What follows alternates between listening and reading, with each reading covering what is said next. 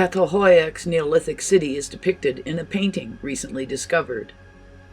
The city is shown beneath two peaks, one of which appears to be erupting.